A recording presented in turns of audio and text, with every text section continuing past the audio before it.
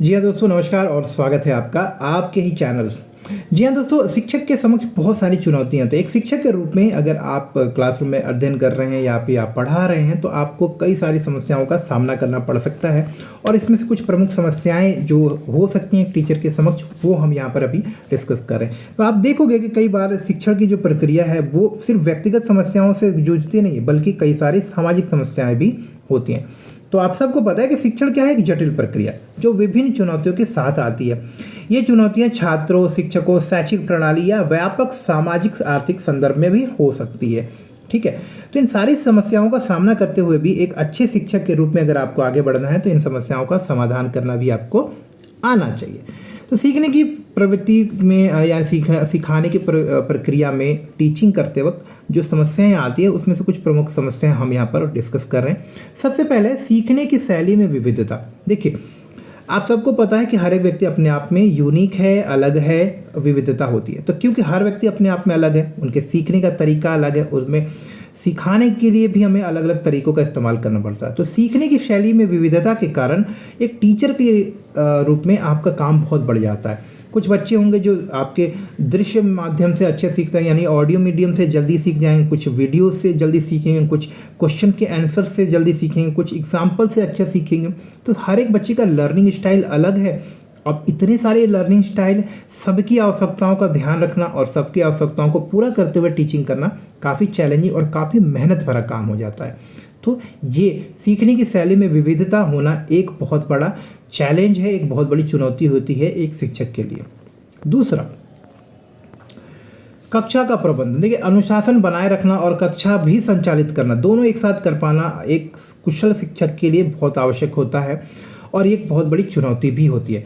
तो कई बार आप देखोगे कि बच्चों द्वारा व्यवधान उत्पन्न किए जाते हैं। अगर कक्षा का आकार बड़ा है तो कई बार जो है व्यवहार संबंधित, अनुशासन संबंधित समस्याएं भी होती हैं। कई बार छात्र पूरी तरह से सक्रिय रूप से शामिल नहीं होते, पूरा पार्टिसिपेट नहीं करते, आप जो पढ़ा रहे हो उस पर पूरी तरह से ध्यान नहीं देते।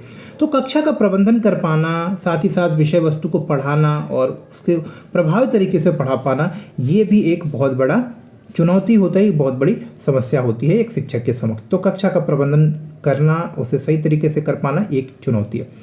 छात्रों की सहभागिता। देखो, छात्रों को सीखने की प्रक्रिया में सक्रिय रूप से शामिल करना, ये भी एक चुनौतीपूर्ण कार्य है। विशेष रूप से स्मार्टफोन और अन्य इलेक्ट्रॉनिक उपकरण जो कि ध्यान भटकाने वाले हैं, उनकी मौजूदगी होना छात्रों के पास भी एक बहुत बड़ा काम है उनके ध्यान को भटकाने का। तो छात्रों की जो सहभागिता होती है उसको सुनिश्चित कर पाना और बहुत सारे जो व्यवधान है, जो डिस्ट्रैक्शंस हैं, उसको दूर करते हुए छात्र एक्टिव रूप से आपके साथ में पढ़ रहे हैं, इस बात को सुनिश्चित कर पाना एक टीचर के लिए काफ़ी मेहनत का, काफ़ी चुनौती भरा काम होता है। इसके बाद सीमित स्रोत। देखिए, हम बातें तो करते हैं कि ये अच्छे अच्छे स्रोत होंगे, ऑडियो विजुअल मीन्स होंगे, प्रोजेक्टर होगा, क्लासरूम में आपके पास में पीपीटीज होंगे, पीडीएफ होंगे, लेकिन आज भी जो भारतीय शिक्षण व्यवस्था की बात करते हैं, स्कूली व्यवस्था की बात करते हैं, बहुत सारे स्कूल जो है संसाधनों से परिपूर्ण नहीं है, संसाधन रहित है। तो ऐसी जगह में जब सीमित स्रोत हैं, मात्र ब्लैक बोर्ड और चौक है, तो ऐसी जगहों पे बच्चों को प्रभावशाली तरीके से सही ज्ञान ट्रांसफ़र करना, सही ज्ञान दे पाना अपने आप में बहुत चुनौतीपूर्ण होता है। तो पुरानी पाठ्य पुस्तकें होना, अपर्याप्त शिक्षण संसाधन होना, शिक्षण मटेरियल का कमी होना, इस तरह की बहुत सारी संसाधनों की कमी होती है। कई बार क्लासरूम में ठीक से लाइट भी नहीं होता है, कई बार बच्चों के बैठने के लिए पर्याप्त जगह नहीं होती, हवादार क्लासेस नहीं होती। ऐसी बहुत सारी चीज़ें एक स्रोत के रूप में आपके पास में सीमित रूप में होती है और ये भी क्लासरूम में टीचर के लिए एक बहुत बड़े चैलेंज के रूप में काम आती है, एक सामने आती है।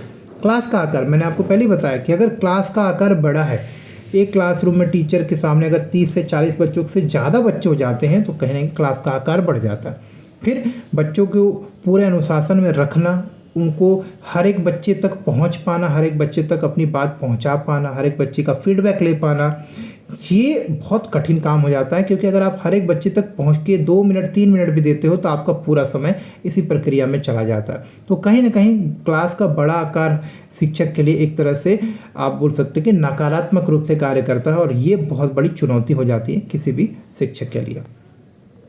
आकलन और मूल्यांकन, देखिए निष्पक्ष और प्रभावी मूल्यांकन तैयार करना, साथ ही साथ समय पर रचनात्मक प्रतिक्रिया भी देते रहना, यानी कि आपका समय समय पर टेस्ट भी लेना और उसका रिजल्ट भी आपको बताना।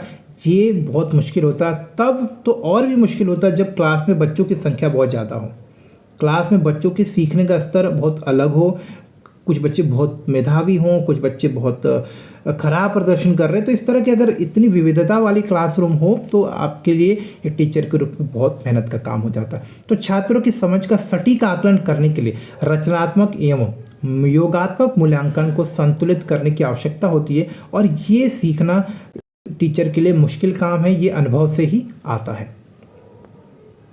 तकनीकी एकीकरण, देखिए जो इलेक्ट्रॉनिक मीडिया है, डिजिटल मीडिया है, जो लेटेस्ट टेक्नोलॉजी है, शिक्षा में उसका एकीकरण करना सभी शिक्षकों के लिए चुनौतीपूर्ण है, क्योंकि हर एक शिक्षक जो है इतना अभ्यस्त नहीं होता है लेटेस्ट टेक्नोलॉजी को एजुकेशन में इस्तेमाल करने के लिए। खासतौर पे जैसे कि कंप्यूटर चलाना, प्रोजेक्टर चलाना, स्मार्ट बोर्ड को ऑपरेट करना, या फिर पीपीटी बनाना, पीडीएफ बनाना, क्वेश्चन बैंक बनाना, डिजिटल रूप में इनको स्टोर करना, इस तरह की बहुत सारी चीज़ें हैं।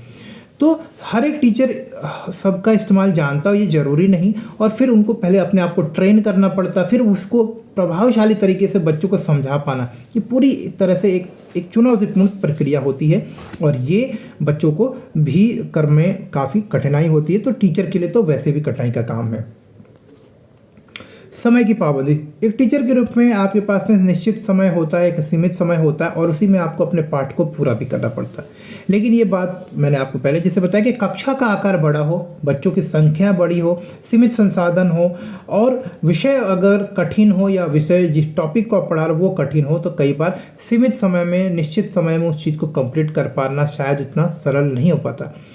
तो कुछ विषयों के लिए ज़्यादा समय लगता है, कुछ के लिए कम लगता है। तो सीमित समय में सब चीज़ें एक जैसी समान रूप से पूरा कर पाना ये अपने आप में एक बड़ा चैलेंज है, और ये भी जो है टीचर के लिए एक बड़े चैलेंज के रूप में। समावेशी शिक्षा, आपको पता है कि क्लासरूम में विविध आवश्यकताओं वाले बच्चे, विविध अलग अलग पाठ्यक्रम से, विविध अलग अलग आवश्यकताओं, विविध अलग अलग पृष्ठभूमि के बच्चे आते हैं। तो सभी की आवश्यकता अलग है, सभी के सीखने का तरीका अलग है। कुछ लोग शारीरिक रूप से विकलांग भी होते हैं, कुछ आंशिक रूप से विकलांग होते हैं, कोई मेधावी छात्र है तो कोई बहुत शैक्षिक रूप से पिछड़ा है। तो इस तरह के अलग अलग विविधताओं वाले बच्चों की सबकी ज़रूरतों को पूरा करना, उनको शिक्षण में मदद देना, उनको सही शिक्षण देना, ये अपने आप में जो कठिन काम होता है। तो समावेशन का जो कॉन्सेप्ट है उसको पूरा करना, उसके अनुरूप शिक्षण कर पाना भी अपने आप में एक काफ़ी चुनौतीपूर्ण कार्य हो जाता है, और सभी छात्रों के लिए एक समावेशी वातावरण सुनिश्चित करना एवं सतत चुनौती हो सकती है एक टीचर के लिए। व्यावसायिक विकास, साथ ही साथ देखिए शिक्षक को अपना व्यावसायिक विकास भी करना और व्यक्तिगत विकास करना। तो नवीनतम शिक्षण विधियों, शैक्षिक प्रौद्योगिकी और शैक्षणिक अनुसंधान को ध्यान में रखते हुए निरंतर व्यावसायिक विकास की आवश्यकता होती है। हालांकि शिक्षकों को प्रासंगिक प्रशिक्षण अवसर तक पहुंचने में चुनौती का सामना करना पड़ सकता है। तो व्यावसायिक विकास यानी कि व्यक्तिगत रूप से व्यवसाय, प्रोफेशनल डेवलपमेंट भी जो है टीचर का समय पर होता रहे, ये अपने आप में एक बड़ी चुनौतीपूर्ण काम है। टीचर को लगातार अपने आप को अपडेट करते रहना पड़ता है, नई नई चीज़ें सीखना पड़ता है।